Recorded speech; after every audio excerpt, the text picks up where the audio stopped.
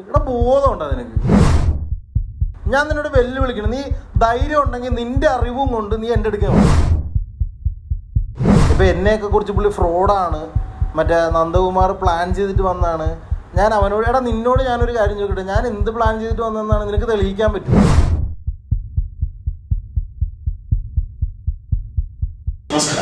Christopher അണ്ണനെ കുറിച്ച് കഴിഞ്ഞ ആഴ്ചയിലൊക്കെ ആറാട്ടണ്ണൻ മറ്റു പല ചാനലുകളിൽ മോശമായിട്ട് പറയുന്നത് എന്താണ്? നിങ്ങളത് അവന് ബോധമില്ല സത്യം പറഞ്ഞു.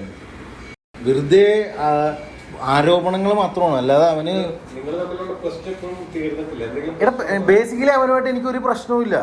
ഞാൻ പറഞ്ഞില്ലേ, ഞാൻ അവനെ അവിടെ ശരിക്കും പറഞ്ഞിട്ടുണ്ടെങ്കിൽ അവനെ മറ്റുള്ളവർ തള്ളി പുറത്തേക്ക് ഇടിക്കാൻ വന്നപ്പോഴത്തേക്കിനും അതിനെ തടയാൻ ചെന്നാണ് ഞാൻ. പിന്നീട് അവൻ പറയുന്ന തെറ്റിദ്ധരിപ്പിക്കൽ ഇല്ലാണ്ടാക്കാനാണ് ഞാൻ ട്രൈ ചെയ്തത്. ഇതിപ്പോൾ അവൻ ചാനലിൽ കയറിയിട്ട് ഞാൻ പ്ലാൻ ചെയ്ത് വന്നേക്കണം. അവനൊന്ന് ചിന്തിച്ച് നോക്കാൻ പാടില്ല. ഞാൻ തലേ ദിവസം വീഡിയോ ഇട്ടിട്ട് എന്താണ് എനിക്ക് പറയാനുണ്ട് കുറച്ചെന്നല്ലേ പറഞ്ഞത്. അത് ഓൾറെഡി ഞാൻ അതിന് മുമ്പുള്ള റിവ്യൂകളിൽ പറഞ്ഞിട്ടുണ്ട്. മനസ്സിലായോ? ഇപ്പോൾ ക്രിസ്റ്റഫർ എന്ന് പറയുന്ന സിനിമ നല്ലതാണെങ്കിൽ ഞാൻ ഉണ്ണികൃഷ്ണനോട് എന്നാ പറയും, നഷ്ടം വന്നിരിക്കുന്ന നിരവധി പ്രൊഡ്യൂസേഴ്സ് ഉണ്ട് പുള്ളിയുടെ, അവർക്കൊക്കെ പൈസ കൊടുക്കണേ. ഈ കഴിഞ്ഞ ദിവസം വന്നില്ലേ ത്രില്ലർ സിനിമയുടെ പ്രൊഡ്യൂസർ, പുള്ളി എന്താ പറഞ്ഞത്, ഇപ്പോഴും കടന്നിരുന്നിട്ടില്ലത്.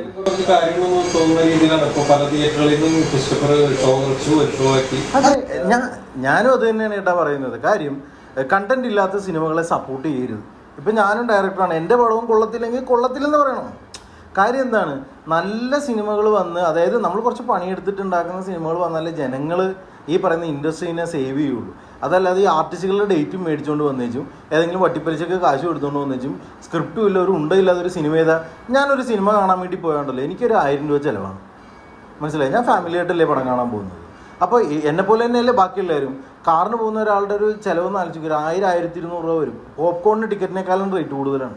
അപ്പോൾ ഈ 4 പിള്ളേർ ഇത് മേടിക്കുമ്പോൾ എത്ര രൂപ മുടക്കിയിട്ട് തിയേറ്ററിലേക്ക് ഒരാൾ ചെല്ലുന്നത്? അങ്ങനെ ചെല്ലുമ്പോൾ ഇതേപോലത്തെ പ്ലാസ്റ്റിക് സാധനങ്ങൾ കാണുമ്പോൾ ആൾക്കാർ പ്രതികരിക്കൂലേ? പിന്നെ ആൾക്കാർ വരാണ്ടാവും. അതായത് ഇൻഡസ്ട്രിയുടെ വലിയൊരു അത്യാവശ്യമാണത്. ഈ ഞാൻ പറയട്ടെ, മമ്മൂട്ടി, മോഹൻലാൽ, സുരേഷ് ഗോപി അടക്കമുള്ള പ്രതിഭകൾ കഴിവ് തെളിയിച്ചാണ് ഈ ലെവലിലെത്തിയത്. ആ കഴിവ് തെളിയിക്കാനായിട്ട് അവർക്ക് ഇടയായത് നല്ല നല്ല സ്ക്രിപ്റ്റുകളും നല്ല നല്ല ഡയറക്ടേഴ്സുമാണ്. അന്ന് അവരുണ്ടാക്കി വെച്ചിട്ടുള്ള സാധനങ്ങളെ മാർക്കറ്റിൽ കൊണ്ടുവന്നിട്ട് വെറുതെ കച്ചവടവൽക്കരിക്കാൻ വേണ്ടിയിട്ട് മാത്രമായിട്ട് പ്ലാസ്റ്റിക് കാണിക്കുന്നതിനോട് എനിക്ക് എതിർപ്പാണ്. എനിക്കിപ്പോഴും ലാലേട്ടൻ്റെ മമ്മൂട്ടിയുടെയൊക്കെ നല്ല നല്ല ക്യാരക്ടറുകൾ കാണാൻ ആഗ്രഹമുള്ള ആളാണ്. മറ്റേ വിജയബാബുവിൻ്റെ ഒരു പടം ഇറങ്ങിയിട്ടുണ്ടായിരുന്നില്ല, എങ്കിലും ചന്ദ്രിക. അത് വിജയബാബു തന്നെ ഓട്ടോമാറ്റിക്കലി അതിൻ്റെ തലേ ദിവസം വന്നിച്ചും പറഞ്ഞിട്ടുണ്ടല്ലോ പടം എങ്ങനെ ഉണ്ടെന്നുള്ളത്. കാര്യം എന്ന് വെച്ചാൽ വനിതാ തിയേറ്ററിൽ ഞാൻ രാവിലത്തെ ഷോ നോക്കുമ്പോൾ ഇല്ല. പിന്നെ വിജയബാബു തന്നെ വന്നിച്ചും പറയുന്നുണ്ട് റേറ്റിംഗ് ഞങ്ങൾ മാനിപ്പുലേറ്റ് ചെയ്തിട്ടാണ് ചെയ്യുന്നത്. അതായത് ഇവരിതിനു മുമ്പ് ചെയ്തിട്ടുള്ള പല കാര്യങ്ങളും, അതായത് ബുക്ക് മൈ ഷോയ്ക്ക് പൈസ കൊടുക്കുക, അല്ലെന്നുണ്ടെങ്കിൽ ഈ പറയുന്ന രീതിയിൽ എന്നാണ് ടിക്കറ്റുകൾ പൈസ കൊടുത്ത് കയറ്റുക. അപ്പം ശരിക്കും ചേട്ടാ ഒന്ന് ആലോചിച്ച് നോക്കിയേ, ഇവരിതൊക്കെ ചെയ്തിട്ടുണ്ടെന്ന് അവർ ഇപ്പോഴല്ലേ പറയുന്നത്. അപ്പോൾ ഞാൻ പറഞ്ഞ കാര്യം കറക്റ്റായില്ലേ? ഞാൻ പറഞ്ഞ പല കാര്യങ്ങളും ഇവരിപ്പോൾ അംഗീകരിക്കുകയാണ്. അപ്പോൾ ഇവർ ജനങ്ങളെ പറ്റിച്ചുകൊണ്ടിരിക്കുകയായിരുന്നു എന്നുള്ളതിൻ്റെ ഏറ്റവും വലിയ ഉദാഹരണമല്ലേ ഇത്? അതായത് ഒരു ഹൈപ്പ് വെറുതെ ക്രിയേറ്റ് ചെയ്തെടുക്കുക. അപ്പോൾ ഇത് കണ്ടിട്ട് കുറേ സിനിമാ മോഹികളുള്ള ആൾക്കാർ പൈസ മുടക്കി കാണാൻ വേണ്ടി ചെല്ലുക. അവർക്ക് എല്ലാവരും വന്നേച്ചും പറയത്തൊന്നുമില്ല, അവരുടെ കൈബ് ലോട്ടറി എടുത്തിട്ട് നമുക്ക് അടിച്ചില്ലെങ്കിൽ നമുക്ക് കൊല്ലം പറയാൻ പറ്റും. അതേപോലെ പല ആൾക്കാരും പോകും. പക്ഷെ അതുകൊണ്ടിട്ട് ചേട്ടാ എപ്പോഴും സിനിമ കാണുന്ന എന്നെപ്പോലുള്ള ആൾക്കാർക്ക് അത് ഭയങ്കര ഫീലാണ്, ഭയങ്കര ബുദ്ധിമുട്ടാണ്.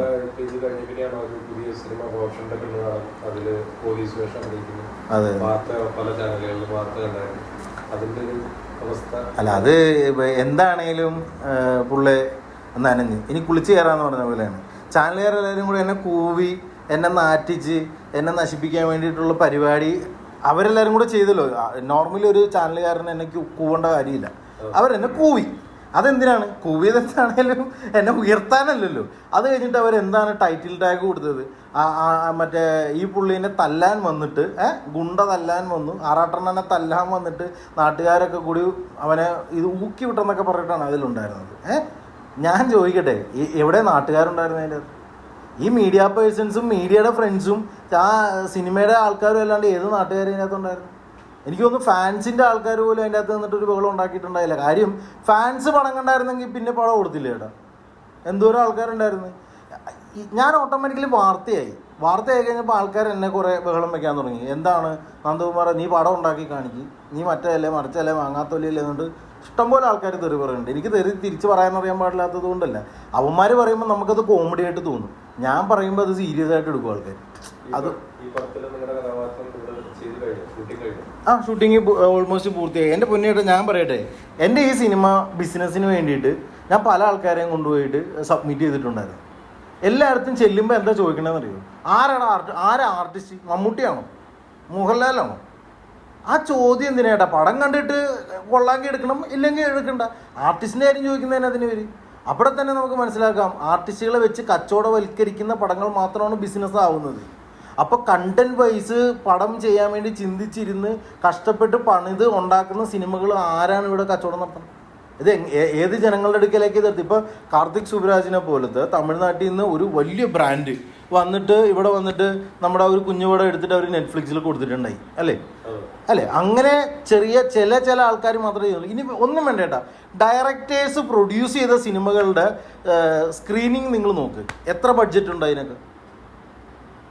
ഡയറക്ടേഴ്സ് പ്രൊഡ്യൂസ് ചെയ്തല്ലോ. ഇപ്പോൾ ആഷിഖ് കപൂർ പ്രൊഡ്യൂസ് ചെയ്യുന്ന പടം, അല്ലെന്നുണ്ടെങ്കിൽ ഇപ്പോൾ ഭാവന സ്റ്റുഡിയോസ് പ്രൊഡ്യൂസ് ചെയ്യുന്ന പടം, ഇവരുടെയൊക്കെ സിനിമകളുടെ അത് ആർട്ട് വർക്കും പരിപാടികളൊക്കെ കോടികളുടെയാണ്. അവർ മൈന്യൂട്ടഡ് ആയിട്ട് നല്ല കണ്ടന്റ് പിടിച്ച് ചെയ്യും. പിന്നെ പുറത്തെ പ്രൊഡ്യൂസേഴ്സിൻ്റെ അടുക്കെ ചെയ്യുമ്പോൾ മാത്രം എന്തിനാണ് ഇങ്ങനത്തെ ആർഭാടങ്ങൾ കാണിക്കണം?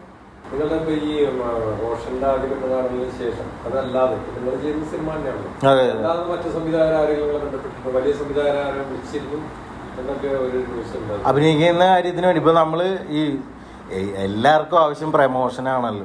ഈ ക്രിസ്റ്റഫറൺ എന്ന് പറഞ്ഞ പേര് എങ്ങനെയോ ആരോ ഇട്ട് തന്നത് കൊണ്ടിട്ട് ഇച്ചിരി പ്രമോഷൻ കയറിയിട്ടുണ്ട്. ആൾക്കാർ തിരിച്ചറിയാൻ തുടങ്ങി. ഇതൊക്കെ തന്നെയാണ് ഒരാൾക്ക് ആവശ്യമുള്ളത്. എന്നെ അഭിനയിക്കാനൊക്കെ വിളിച്ചിട്ടുണ്ട്. കമ്മിറ്റഡ് ആയിട്ടുണ്ടെന്ന് കഥ കേൾക്കുന്നുണ്ട്. കഥ കേൾക്കുന്നുണ്ട്. ക്യാരക്ടറുകൾക്ക് നല്ല പരിപാടിയാണെങ്കിൽ ചെയ്യത്തുള്ളൂ. ഉണ്ട്. സംവിധാനം നമ്മൾ ചെയ്യുമല്ലോ. കണ്ടന്റ് നമുക്ക് തന്നെ പ്രൊഡക്ഷൻ ഉള്ളതുകൊണ്ട് പടങ്ങൾ ചെയ്യും. നല്ല പടം. കഥ ഞാൻ കൂടുതലും കഥ ഫോക്കസ് ചെയ്തിട്ട് ചെയ്യുന്നതാണ്. താരങ്ങളായിട്ടൊന്നും അങ്ങനെ ഇല്ല. അവരാരും വിളിച്ചൊന്നുമില്ല. അവരെന്നതിന് എന്നെ വിളിക്കേണ്ട കാര്യം തിരിക്കണം. എന്നെ വിളിച്ചാൽ അവർ വീണ്ടും വാർത്താ മാധ്യമങ്ങളിൽ വന്ന് വിടുകയല്ലേ ഉള്ളൂ. ഇപ്പോൾ ഉണ്ണികൃഷ്ണൻ മറ്റേ നമ്മുടെ ഉണ്ണിമൂന്തൻ മറ്റവനെ വിളിച്ചു കഴിഞ്ഞപ്പോഴത്തേക്കിനും എന്തൊക്കെ കള്ളത്തരവൻ ചെയ്ത് ഈ സീക്രട്ട് ഏജന്റ് എന്ന് പറയുന്നതിന് എന്ത് കള്ളത്തരം കാണിച്ചത്? ആ ഉണ്ണിമൂന്തൻ അതിനകത്ത് പറയുന്നുണ്ടെന്ന് തോന്നുന്നു. എടാ നീ റെക്കോർഡ് ചെയ്തോടാന്ന് പറഞ്ഞപ്പോൾ ഇവൻ എന്ത് പറഞ്ഞു? ഞാൻ റെക്കോർഡ് ചെയ്യുന്നൊന്നുമില്ലെന്ന് പറഞ്ഞിട്ട് അവനത് വീഡിയോ എടുത്ത് പബ്ലിഷ് ചെയ്ത്. എന്ന് പറഞ്ഞ പോലെ തന്നെ ഇവരെന്നെ വിളിച്ചു കഴിഞ്ഞാൽ ഞാനും അത് റെക്കോർഡ് ചെയ്യൂലേ. അപ്പോൾ ആ ബുദ്ധി അവർക്കുണ്ടാവും. ചേട്ടാ അവർക്കും അറിയാം ചേട്ടാ. വെറുതെ നിങ്ങളിപ്പോൾ ഒന്നും ചിന്തിക്കണ്ട. മറ്റേ മാരാറെന്ന് പറഞ്ഞിട്ട് അഖിൽ മാരാർ വന്നിട്ട് എന്താ പറഞ്ഞത്? മറ്റേ റൈറ്റർ മമ്മൂക്കയോട് പറഞ്ഞെന്നാ പറയണത്. ഏത് ഈ പടം കഴിഞ്ഞിട്ട് അടുത്ത പടം നോക്കിയാൽ പറ്റുന്നത്? അതെന്താണ് അങ്ങനെ ഒരു ക്വസ്റ്റ്യൻ അവരുടെ ചിന്തയിൽ വന്നത്? അതായത് ഈ പടം കഴിഞ്ഞിട്ട് ഇതിൻ്റെ റിസൾട്ട് കണ്ടിട്ട് അടുത്ത പടം ചെയ്താൽ പോരെ മമ്മൂക്കാന്ന് ചോദിച്ചപ്പോൾ മമ്മൂക്ക തന്നെ പറഞ്ഞെന്ന് പറഞ്ഞാൽ വിജയങ്ങളുടെ ഫോർമുല നമുക്കറിയില്ല എന്ന് മമ്മൂക്ക തന്നെ പറഞ്ഞെന്ന് പറയുന്നുണ്ട്. അവിടെ തന്നെ നമുക്ക് മനസ്സിലാവില്ല കേട്ടോ കോൺഫിഡൻറ്റ് എത്രത്തോളം ഉണ്ടെന്നുള്ളത്. ഞാനിപ്പോഴും പറയുന്നത്, എൻ്റെ പടം നിങ്ങൾ കൂവിക്കോ, കളിയാക്കിക്കോ, തെറി പറഞ്ഞോ, കണ്ടിട്ട് എന്നാന്ന് വെച്ചാൽ ചെയ്യും. എനിക്കൊരു കുഴപ്പമില്ല ചേട്ടാ. സിനിമയിൽ നിന്ന് എനിക്ക് നഷ്ടങ്ങൾ വന്നാലും എനിക്കൊരു കുഴപ്പമില്ല. ഞാൻ ഇനിയും പടങ്ങൾ ചെയ്തുകൊണ്ടിരിക്കും.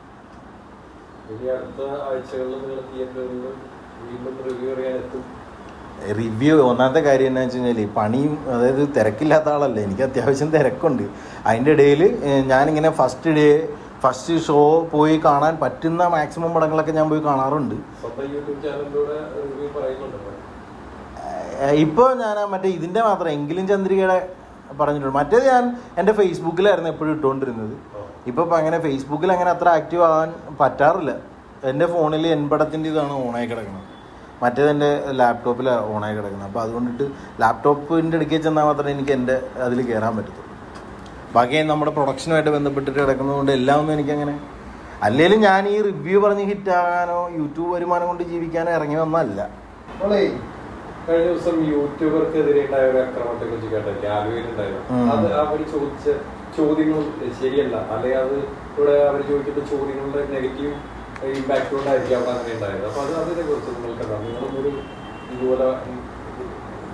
അതായത് ചേട്ടാ ഞാനൊരു കാര്യം പറയട്ടെ, ചോദ്യങ്ങൾ ചോദിക്കണം. അവര് സഭ്യത കുറഞ്ഞു പോയത് കൊണ്ടല്ലേ അവിടെ ഒരു ഇഷ്യൂ? എന്താണ് സഭ്യത എന്ന് ഉദ്ദേശിച്ചത്? എന്ത് ചോദ്യമാണ് ഇപ്പൊ നിങ്ങൾ പറയുന്ന ഡ്യുവൽ മീനിങ് ഉള്ള ചോദ്യങ്ങൾ അല്ലേ? അവർ കുസൃതി ചോദ്യങ്ങളായിട്ടാണ് ഇതൊക്കെ വരുന്നത്. നമ്മൾ തെറ്റിദ്ധരിച്ച് മനസ്സിലാക്കുക എന്ന് പറയുന്ന ഒരു പ്രോസസ്സാണ് അവരവിടെ യൂസ് ചെയ്യുന്നത്. ഞാനൊരു കാര്യം ചോദിക്കട്ടെ, പഴയ മലയാള സിനിമയുടെ പാട്ടുകളുടെ വരികൾ ഡീറ്റെയിൽ ചെയ്ത് നോക്കിയിട്ടുണ്ട്? പഴയ മലയാള സിനിമയുടെ പാട്ടിൻ്റെ വരികൾ ഒന്നും വേണ്ടെന്ന്. ഒമർ ലുലുവിൻ്റെ എത്രയോ പടങ്ങൾ, എന്തിനും വലിയ വലിയ സ്റ്റാറുകൾ അഭിനയിച്ച എത്രയോ പടങ്ങൾ. മോഹൻലാലിൻ്റെ മോൺസ്റ്ററിൽ തന്നെ എന്തോരം ഐറ്റംസ് ഉണ്ട് അതിൻ്റെ ഈ പറഞ്ഞ ദ്വയാർത്ഥ പ്രയോഗം.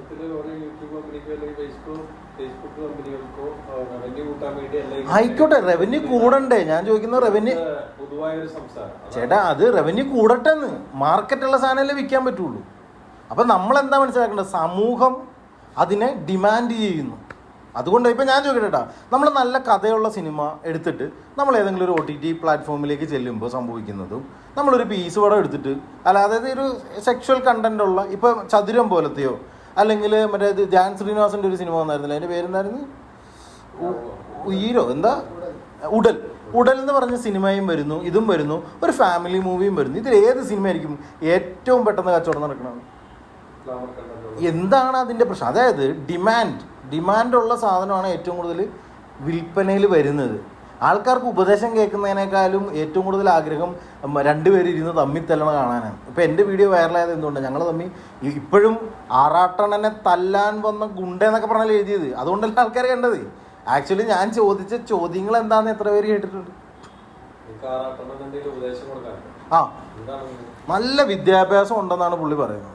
PhD അടക്കമുള്ള സാധനങ്ങൾ ഉണ്ടെന്ന് പറയുന്നുണ്ട്. വിവരക്കേടുകൾ എഴുന്നള്ളിക്കാതിരിക്കുക, മാക്സിമം പറയുന്ന കാര്യങ്ങളിൽ ഒരു ജെനുവിനിറ്റി കൊണ്ടുവരിക.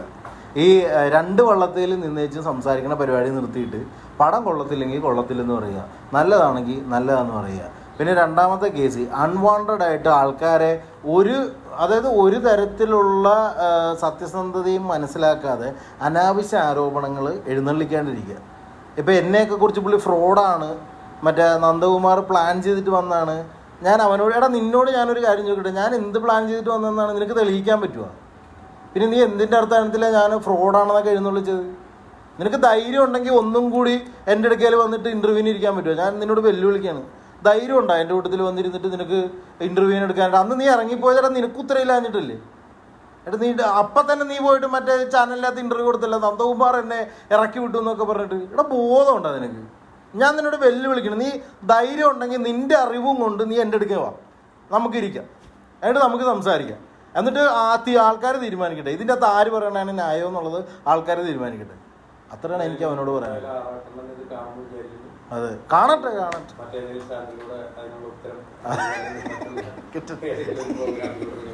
പേഴ്സണലി എനിക്ക് അവനെ ഭയങ്കര ഇഷ്ടമാണ്. കാര്യം എന്താണെന്ന് വെച്ചാൽ, സത്യം പറഞ്ഞാൽ നല്ല രസമാണ് ആളിൻ്റെ സംസാര ശൈലികളും പരിപാടികളൊക്കെ. തെറ്റിദ്ധരിപ്പിക്കാതിരുന്നതാണ്.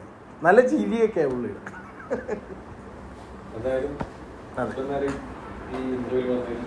Okay thank you.